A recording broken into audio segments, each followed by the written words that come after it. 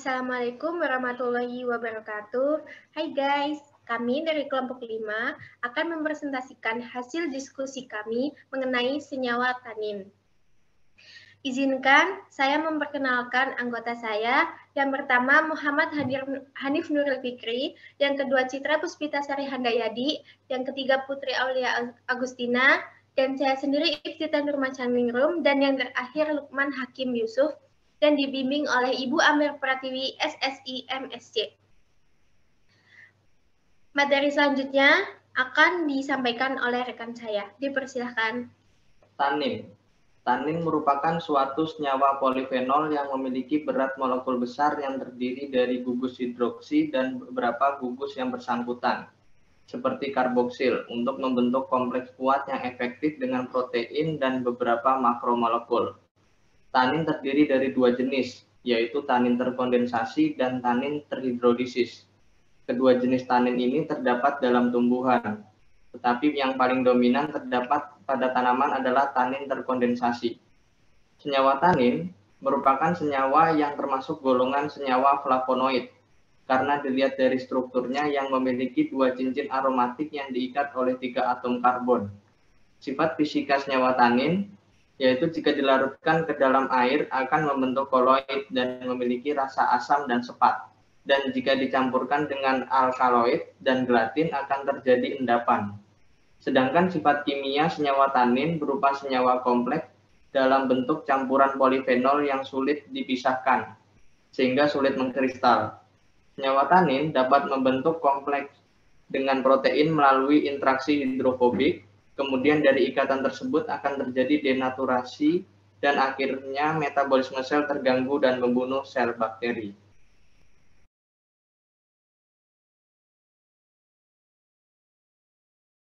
Jalur biosintesis. Jalur biosintesis galotonin dibagi menjadi 3 tahap reaksi pembentukan. Yang pertama, biosintesis asam galat. Struktur penyusun utama galotonin. Proses biosintesis asam galat terjadi melalui jalur sikamat yang membentuk reaksi 2 arah. Arah pertama melalui pembentukan L-fenilanin yang diperantari oleh arogenat, pembentukan asam kafeat dari prekursor L-fenilanin dapat dihambat oleh enzim L2-aminoksi 3-penil propionic acid. Asam kafeat akan membentuk asam trihidrosinamik sehingga terbentuk asam galat melalui jalur yang telah tersedia. Pembentukan asam galat melalui jalur yang telah tersedia dengan prekursor asam trihidrosinamik tidak pernah ditemukan di alam, sehingga jalur tersebut dianggap sebagai asam yang hilang atau missing acid. Variasi jalur pembentukan asam galat arah pertama terdapat melalui langkah degradasi rantai samping pada asam kafeat, membentuk asam galat dengan senyawa perantara pro-Kate kuat.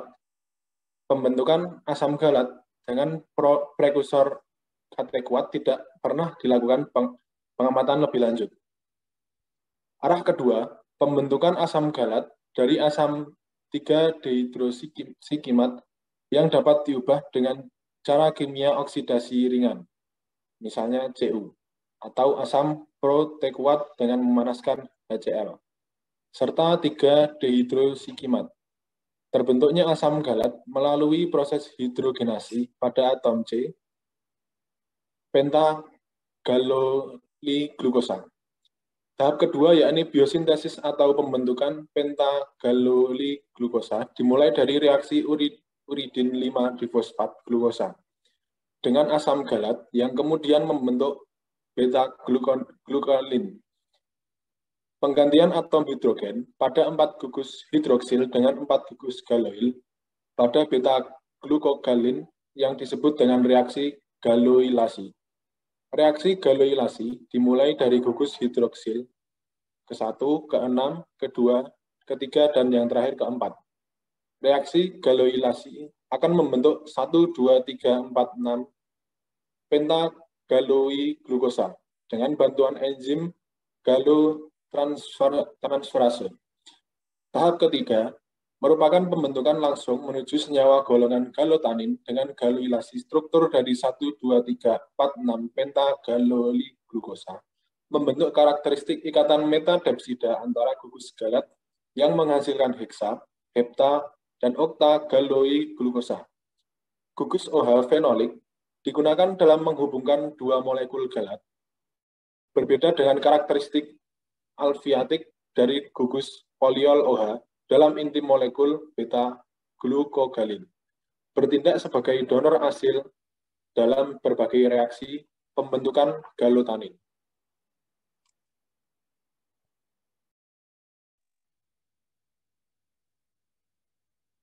Faktor yang berpengaruh terhadap sintesis tanin.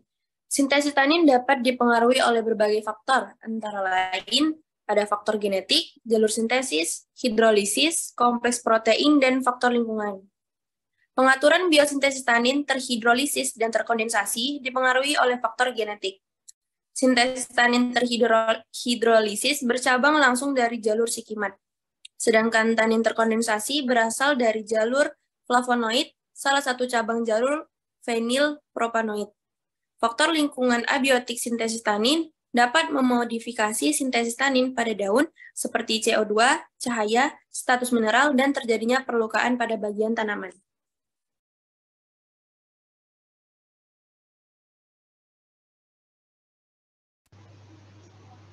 Manfaat tanin.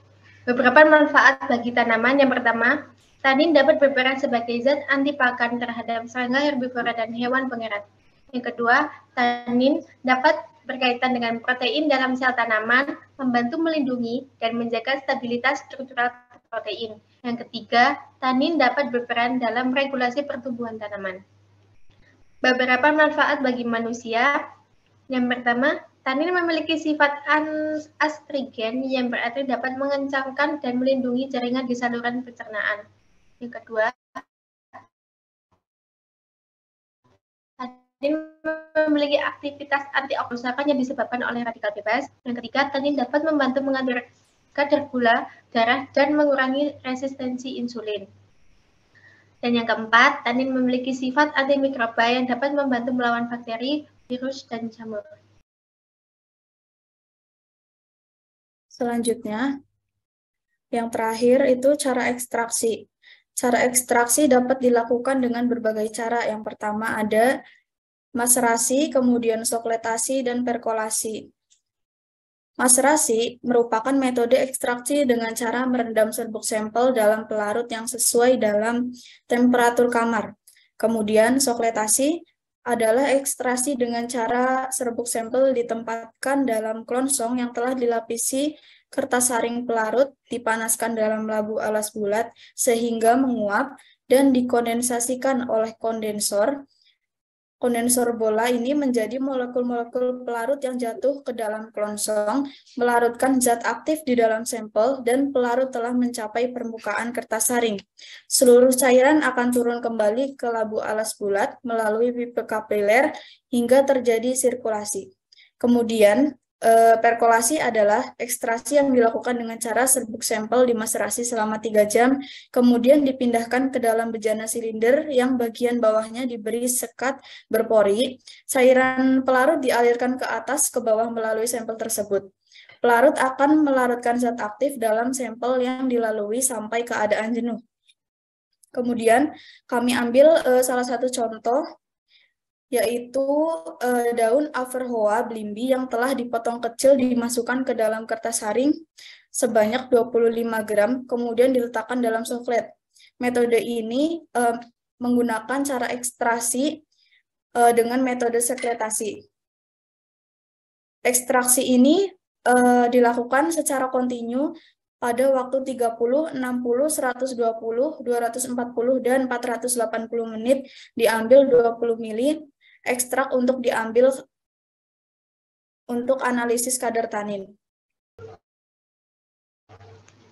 Sekian dari kelompok kami, di kolom komentar ya. Terima kasih. Jangan lupa share, komen, dan subscribe channel YouTube ini. Bye, terima kasih.